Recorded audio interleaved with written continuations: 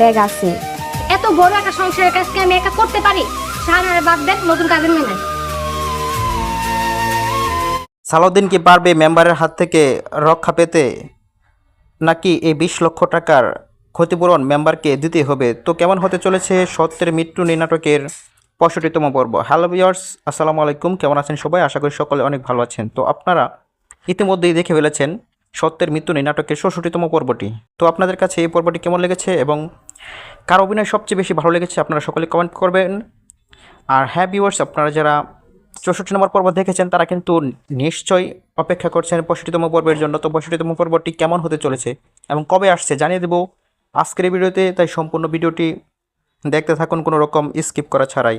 আর আপনি যদি এই চ্যানেলে নতুন দর্শক হয়ে থাকেন তাহলে চ্যানেলটি এখনই সাবস্ক্রাইব করে দেবেন, তাহলে যে কোনো নাটকের আপডেট সবার আগে আপনার কাছে পৌঁছে যাবে।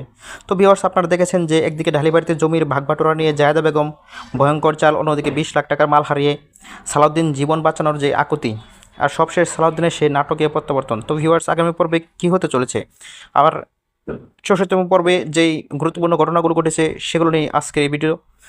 তো ভিউয়ার্স, আপনার পর্বের শুরুতেই আমরা দেখেছি যে ঢালিবাড়ির সম্পত্তি ভাগবাটোয়ারা চূড়ান্ত হয়, আর রশিদুদ্দিন ঢালি তার 2 ছেলেকে 15 বিঘা করে এবং মেয়ে এবং স্ত্রীকে 7.5 বিঘা করে সম্পত্তি দেন, কিন্তু বড় ছেলে সালাউদ্দিনের অংশটি তিনি আপাতত জায়েদা বেগমের নামে আমানত হিসেবে রাখেন। আর এখানেই কিন্তু সুযোগ লিখে নেই জায়েদা বেগম।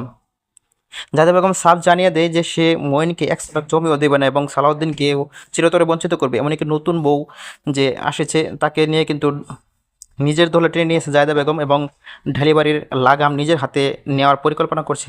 তো ভিউয়ার্স, অন্যদিকে আপনারা দেখেছেন সালাউদ্দিনের পুলিশের বইয়ে 20 লক্ষ টাকার অবৈধ মাল জানানা দিয়ে ফেলে দেয়। এরপর মেম্বারের হুমকির মুখে সে দিশে হারা। তখন নিজের ভুল বুঝতে পেরে আল্লাহর কাছে কান্নাকাটি করে এবং ভবিষ্যতে হালাল পথে চলার শপথ নেই। তো মেম্বার যখন সালাউদ্দিনের খোঁজে তার বাড়িতে গিয়ে আমিনাকে হেফাজতে নেওয়ার হুমকি দিচ্ছিল এবং তখন কিন্তু সালাউদ্দিন খুব ভয় পাচ্ছিল। তো ভিউয়ার্স, আপনারা দেখেছেন যে নাটকের শেষ মুহূর্তে আত্মার অবস্থায় আমানের কোলে এসে ঢলে পড়ে সালাউদ্দিন। তো ভিউয়ার্স, আপনাদের কি মনে হয় সালাউদ্দিন কি পারবে মেম্বারের 20 লক্ষ টাকার ক্ষতিপূরণ দিতে? আপনারা সকলে কমেন্ট করবেন।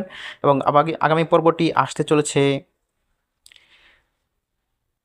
27 তারিখ বিকাল 3টার সময় ইগল ড্রামা সিরিজ ইউটিউব চ্যানেলে। তো আপনারা যারা এই পর্বের জন্য অপেক্ষা করছেন সকলে কমেন্ট করবেন। এবং আপনারা যারা আমাদের গত ভিডিওতে কমেন্ট করেছিলেন তারা হলেন বগুড়া থেকে মিম, নোয়াখালী থেকে শারমিন, ঢাকা থেকে নূর নবী, শাবনুর কমেন্ট করেছেন, মোহাম্মদসিংহ থেকে শেরপুর থেকে কমেন্ট করেছেন রূপসী। তো আপনারা যারা কমেন্ট করে পাশে ছিলেন আপনাদের সকলকে অসংখ্য ধন্যবাদ।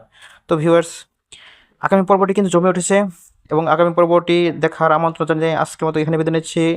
আবার দেখা হচ্ছে নতুন কোনো নাটকের আপডেট নিয়ে। তখন পর্যন্ত সকলেই ভালো থাকুন, সুস্থ থাকুন। আল্লাহ হাফেজ।